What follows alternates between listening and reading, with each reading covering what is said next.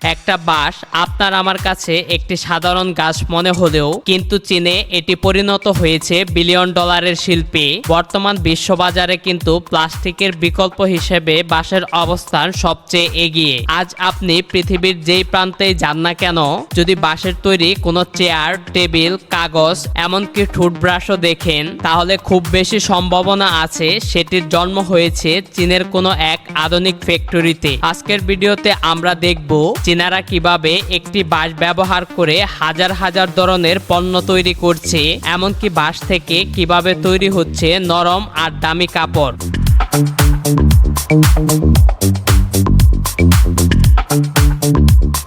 বাঁশ এখন আর শুধু গ্রামীণ কুটির শিল্পের অংশ নয়, এটি বিশ্বজুড়ে প্রায় 60 বিলিয়ন ডলারের বাজার, যা কনজিউমার পণ্য, আসবাবপত্র, কাগজ এবং টেক্সটাইল শিল্পের দ্রুত প্রসারিত হচ্ছে। বিশেষ করে চীনের বাঁশ শুধু অর্থনীতিকে শক্তিশালী করছে না, বরং পরিবেশ সুরক্ষার সার্কুলার ইকোনমিরও কেন্দ্রবিন্দু।